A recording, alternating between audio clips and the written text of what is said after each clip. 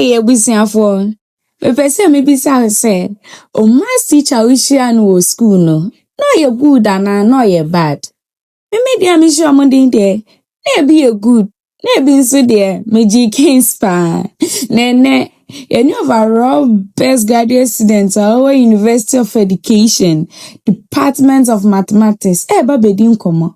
Na ye bisa ne say, obe a good mathematics teacher na say obe bad. Iti kame ho na eni ni nkodi. Mr. Isaac, you're welcome. I have a friend called Isaac. He's my best friend. Wow. He was also the best graduating student in history department last year. Oh, okay. So I think that Isaac people, you really are good. Your brilliance is high. How are you? I'm fine by God's grace. What about you? I'm doing well. Give us a brief introduction about who you are. All right. So, Isaac Ochon Amwa is a mass educationist from Winneba. He's currently the best graduating student from the maths department in the University of Education, Winneba.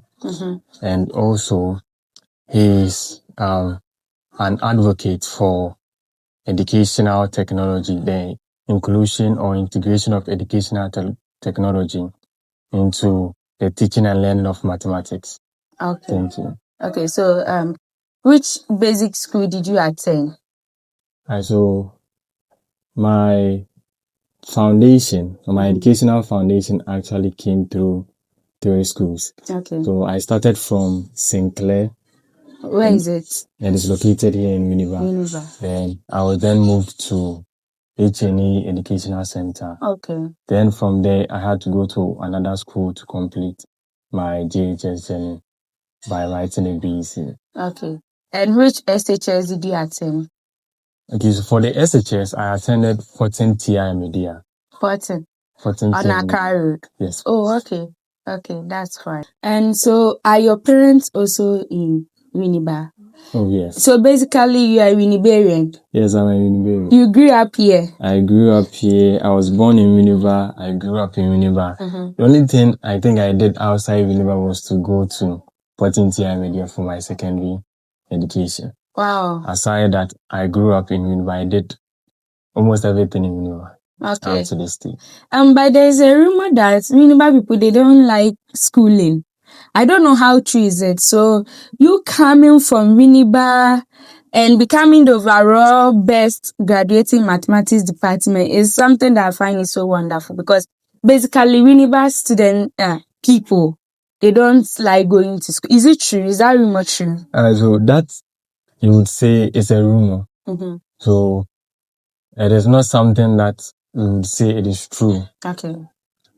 Because I know so many people from Winneba who are now great men, especially our current MP, Honorable Afenyo Markin.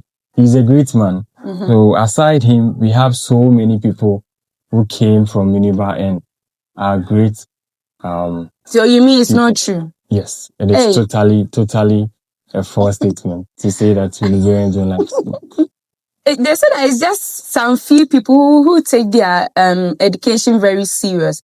The rest, they are to the sea, they do other business, because school is in their town, they don't value it. They don't even attend, they don't even utilize the fact that there is a school here. Okay, it is also true. Okay, so we will not say that the people coming from Winneba or the citizens of Winneba don't like going to school. We would say some are not given the right guidance and advice to be able to enroll in schools and be able to push higher in the academic ladder. It is the same across all the other communities in Ghana. So if you go to Accra, you would get people who are also not into schools. Theirs is to go to the sea. Others are more involved in selling and doing other business aside schooling. So just as the case in Winneba, it is the same as in all the other communities we have in Ghana. So growing up in Winneba and attending different schools, What early experiences shaped you and helped you to become the person you are today? Alright, so having to be in different schools, experiencing different educational setting, different facilities and all that, I believe it helped me to be more resilient in learning. Okay. To be able to adapt to different situations throughout my academic life. And I believe even as I left that stage, it has kept me up to where I am today.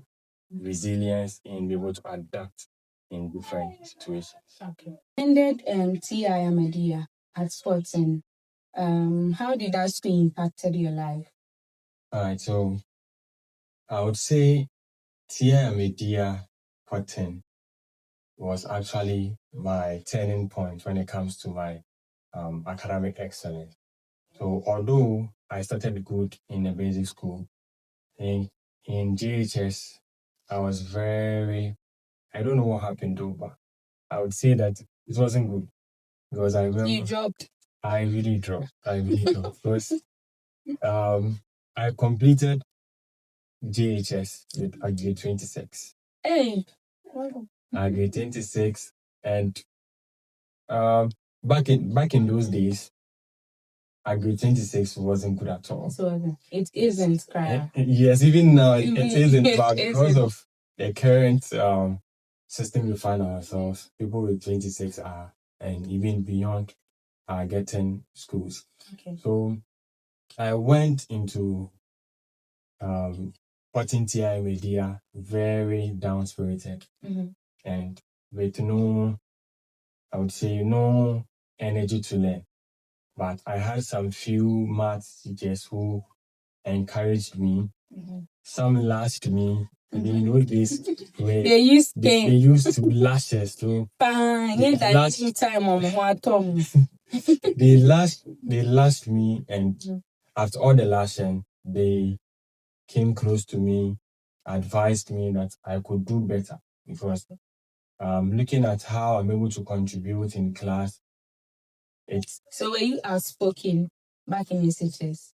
Not really outspoken, but when it comes to classroom engagement, I was a little bit outspoken when it comes to that.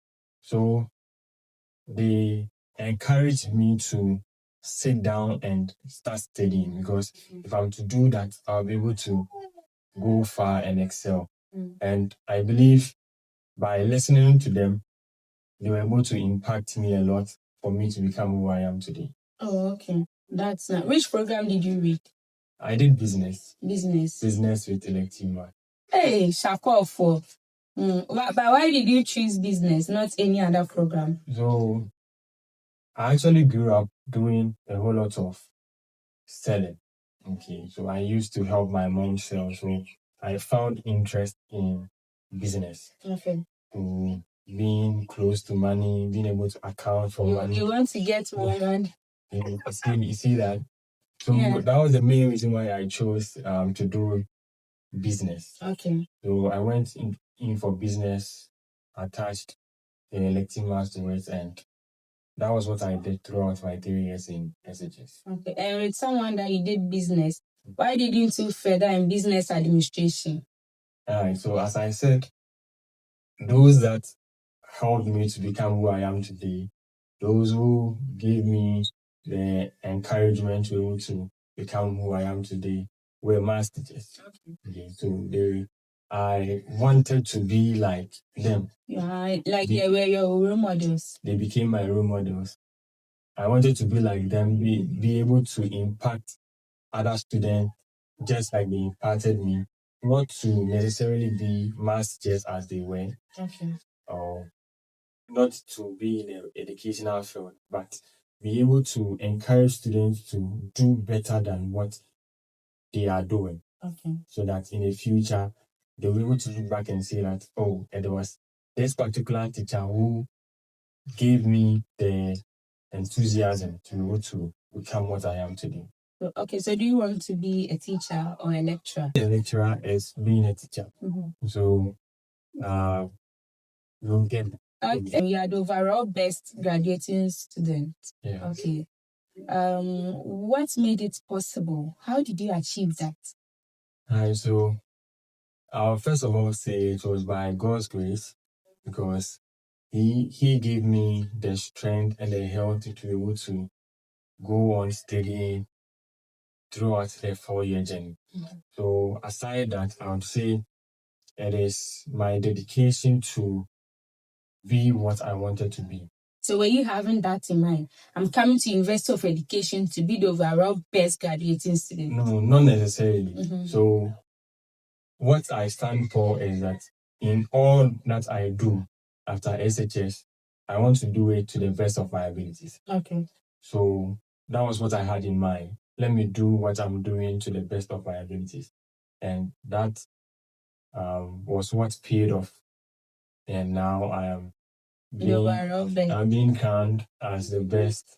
How did it make you feel? I was actually glad to be able to, talking about where I came from. Completing basic education with Basic education with 26. with a grade 20. What about SHS?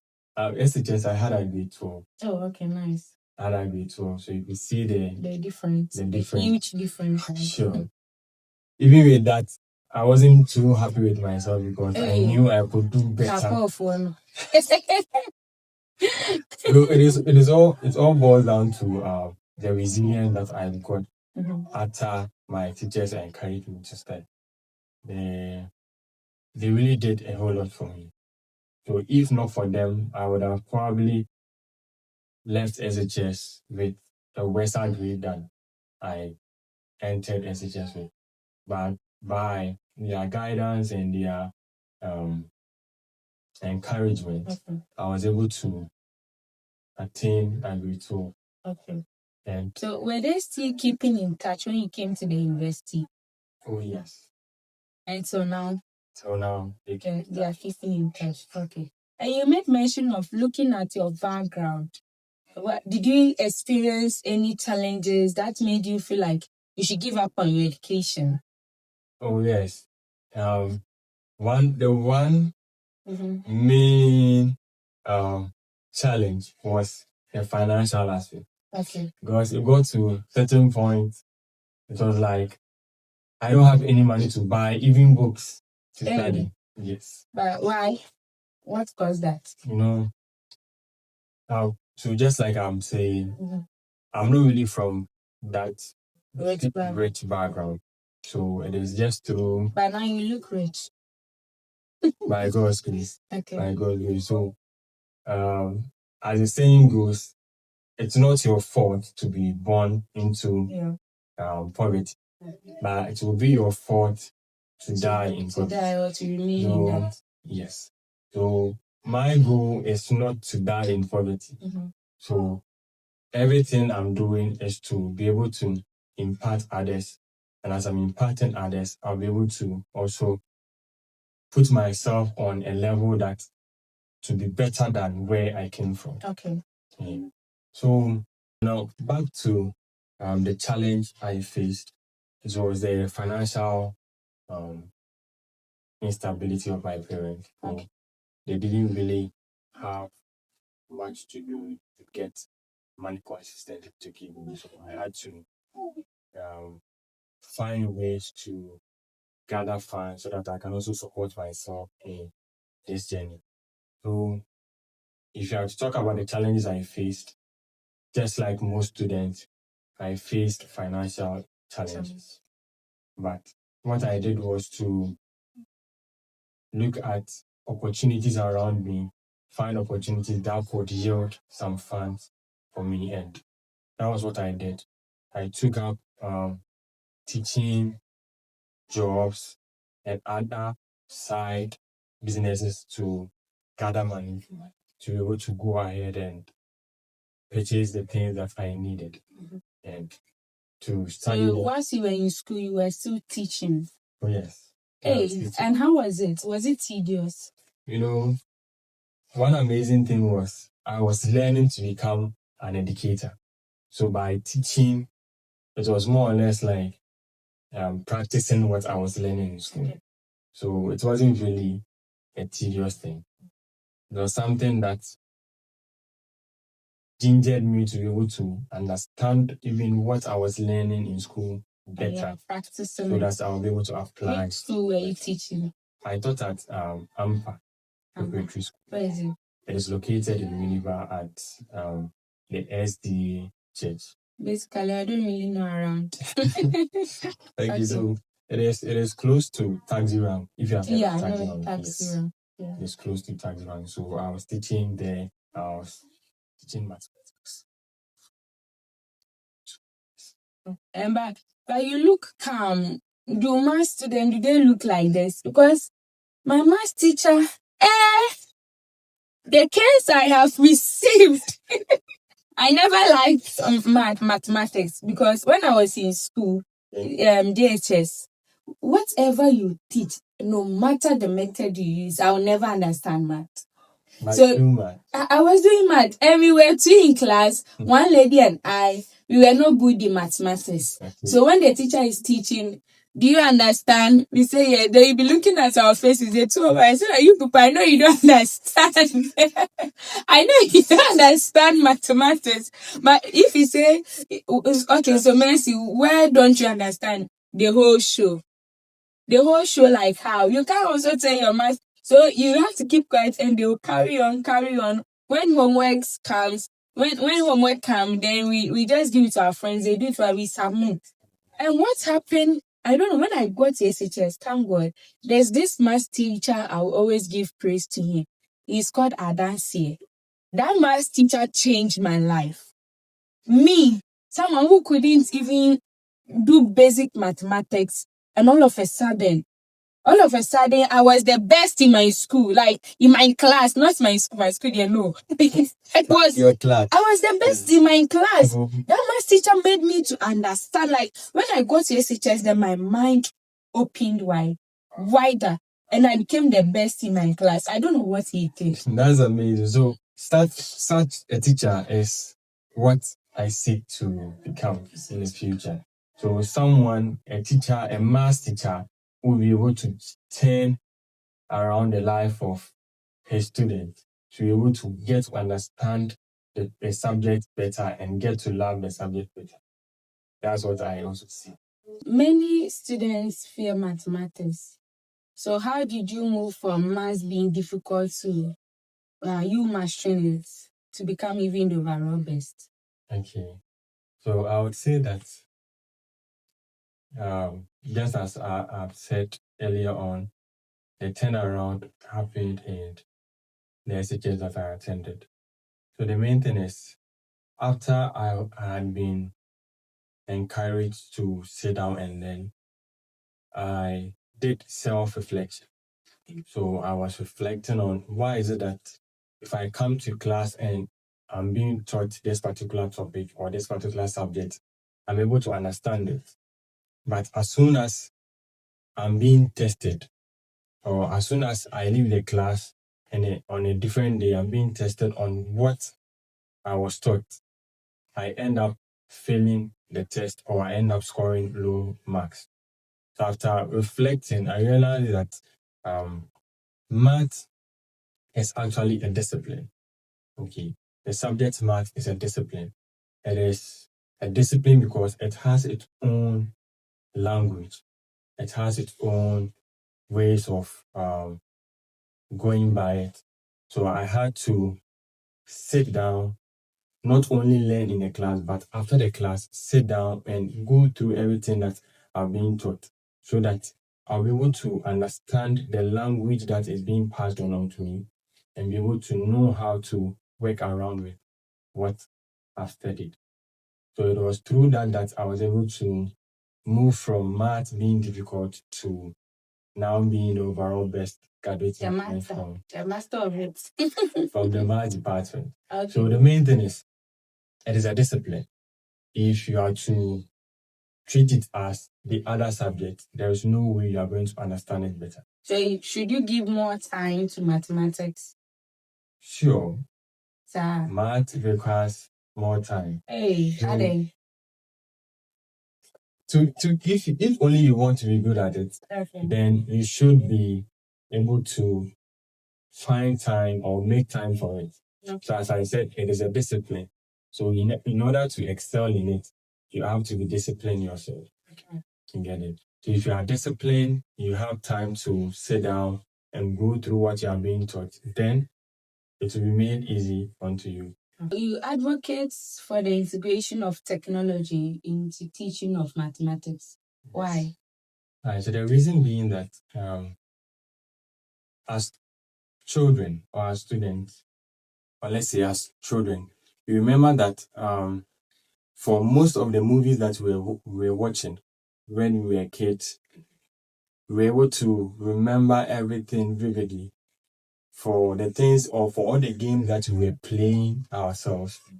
We were able to remember every event that occurred during those plays. Yeah. So mathematics could actually be learned in that way. So through demonstrations, through videos, through hands-on activities. So Videos like videos like demonstration of the concepts that are being taught. So something like a topic like mensuration. So mensuration deals with shapes and plane figures, and solid figures.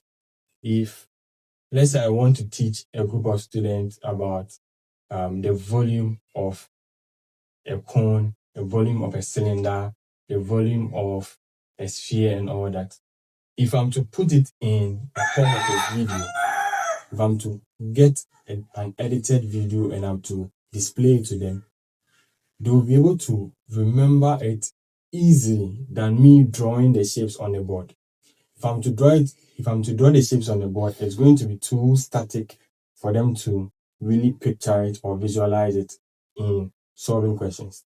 But if it is going to be in the form of a video, then they'll be able to gain a higher ability to visualize what I'm talking about or what I'm trying to teach them, to be able to use it in solving problems. You get that? So I am advocating for the integration of technology in teaching and learning of mathematics, just to be able to make mathematics more easier for students to understand and make it more easier for students to visualize when solving their day-to-day problems. back in school, there was no use of technology in teaching mathematics. What sparked this interest? Alright, so you realize that in our secondary cycle education, teachers don't usually use technology when teaching mathematics. And that's the reason why most students also don't find much interest in the subject. They feel that the subject is too static, it is too rigid, and they are not able to even think outside the box when it comes to solving math problems. But when I entered the university, I met a few lecturers who were able to integrate technology, as I'm saying, into what they were teaching us. And I realized that from how they were demonstrating the concept, it made it easier to understand, made it easier to visualize when we were faced with questions or problems to solve and get that. So what I'm advocating for is to be able to integrate such technologies that are in the university. So you got the motivation from your lecturers as From well? my lecturers especially. Okay. So if you're able to integrate such technologies into our SHS classrooms, our students will also be able to understand the concept better and be able to work with it. Back in school, the university, did you have fixed schedule? Maybe today I'm learning for 4 hours. I'm using this method to study. Did you have that? Okay, so I wouldn't say so because normally so many things go on in school. We have so many assignments and so many programs that you have to be attending to. So if you are to work on a schedule, you wouldn't be able to follow it that And much. how do you study? So what I normally did was I had a study group. Okay. I had a study group. Yeah, So the group time. I had a study group. So what we did was the study group had a timetable that we were following.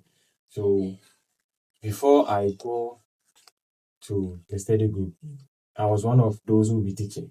So what I did was I always study or come early 2 hours before the actual time that the group is supposed to be meeting and study for Oh, meet. I think because of your teaching job, you did not have much time for yourself. Exactly. Oh, okay. So when it comes to the group studies, I always go 2 hours before the actual time, make sure I study what I want to study for that particular point in time before the study group also comes in. So that was how I was actually regulating my Your my schedule. schedule on campus. And you were working and you were also schooling at the same time. Did you get time for students leadership? Oh yes, I did. Which position I did did. you have? So I actually contested for my department association president. Hey. My department association president, Mhm. but due to one or two reasons, I couldn't win the election. So Did you afterwards, cry when you lost? so I go by this principle. Don't be afraid to fall. Okay. Don't be afraid to fall. Don't be afraid to fall because it is in falling that you can rise. Okay. Or you cannot rise while standing. It is when you fall that you'll be able to rise. So I saw the loss to be a fall. So I didn't really have to stay down and be crying over it. The only thing I had to do was to look out for the next step. How would I be able to rise again from the loss that I've... Were you not popular in your department? Oh, I was. So the point or the vote difference was actually 10. 10. Oh. 10 vote difference. Yeah, so something a little bit above 10. Okay. Yeah, so it wasn't something that I lost drastically with a huge gap. It was a keenly contested election. That's how I'll put it. So I would say that I had to find other opportunities to rise again. So aside the presidency that I lost, I went in for South Club presidency, and over there, Which club was that? Maths Districts. Hey! Daniel, more math experts. More math experts group, you know. Exactly. Hey, who created that? So it has been a group Mm-hmm. that has been in the department from way back. Really, it has been a club from way back. So what it actually does is it organizes tutorials for the students in the Is department. it with the inclusion of TAs? With the inclusion of TAs. Okay. So normally the TAs handle the courses in level 400. Okay. So normally in level 400, there will be no other person suitable to teach those courses than the TAs. So it is the TAs that take up those courses to teach. But the leadership are usually from level 200 to level 300. Because for the level 400, yeah, mostly they will go on for internship. You get it? So that's how. And how did you win? Looking at you losing the presidency, how did you win to become the mass expert? So for that, it was based on appointment. Appointment, Yes, okay. it was based on appointment. And what made you distinguish yourself from other people that you were appointed as a president? So I became part of the facilitators right from level 200. Hey, Shakofo. So after level 100, because of my passion to teach others, to get others to be able to understand mathematics to a higher level, I subscribed to be a facilitator, and I was helping others learn. Okay. So it was through that the Yeah, executives got to know me, Okay. and they trusted me with the opportunity to lead the association or the club for the following academic year. And what are some of the leadership qualities you learned from?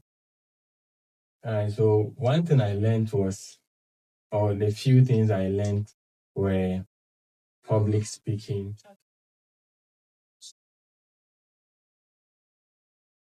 initiate programs and execute them, and being able to organize the club or the association or the followers to do or to achieve the goals of the association.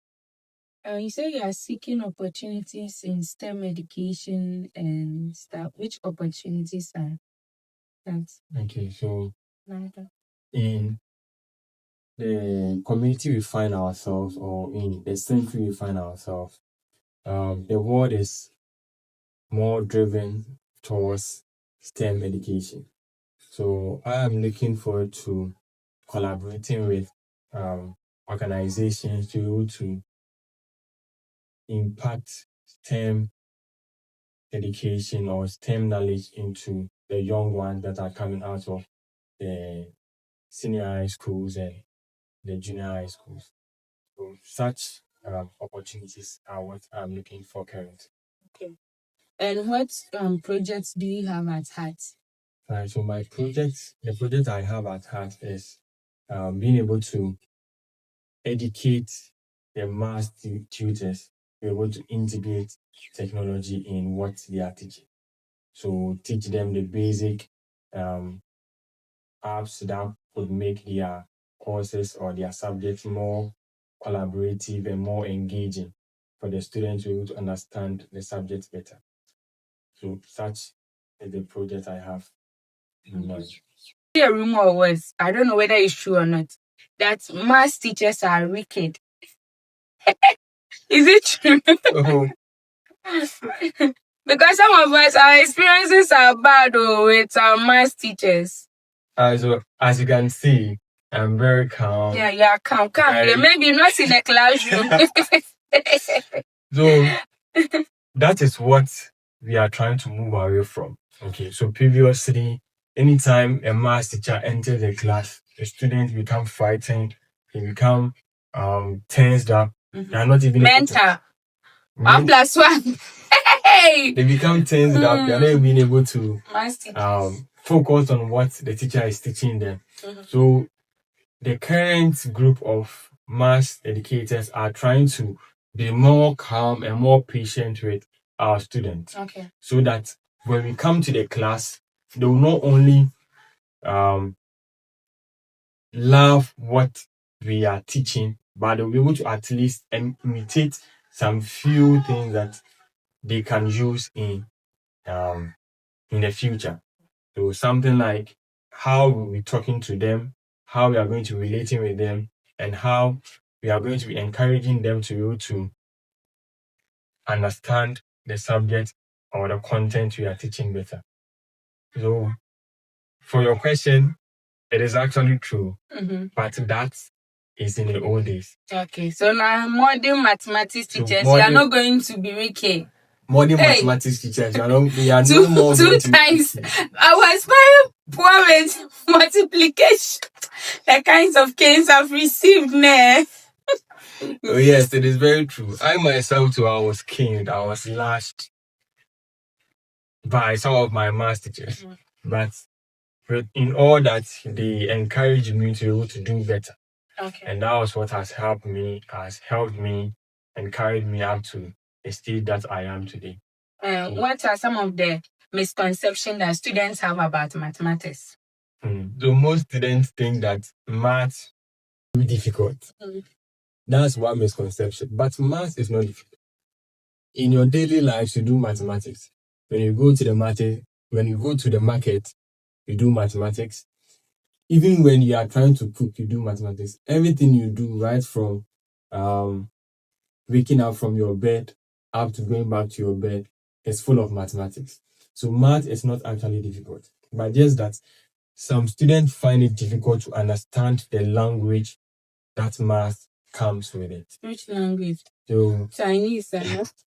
as I said earlier, math is a discipline. You Mhm. get it? So it has so many words, so many terms that you need to understand, so many phrases that you need to be able to interpret when it comes to solving math problems. And that's what most students find challenging in understanding and being able to interpret. You get it? So going forward, math teachers are trying to, be the math teachers or math educationists are trying to help our students to be able to understand the language that math comes with. Then where do you see Ghana's mathematics in the next 5 years? So in the next 5 years, we are moving towards a more technology integrated system of teaching mathematics. We are no longer going to be teaching math using only the chalkboard. We are trying to bring up technologies like applications that would make the content more easy to understand and be able to visualize when solving later problems. Okay, that's fine. And if there's one advice you give to your younger self, that's basically a young boy who is in the primary school, what advice will you give to? So to my younger self, I would say keep on with what you are doing. Okay, all the struggles, all the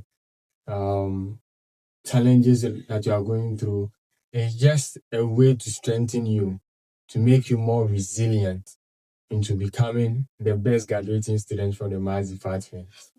Okay. So thank you. Thank you for your time. Okay. We really appreciate it. Bye. Bye.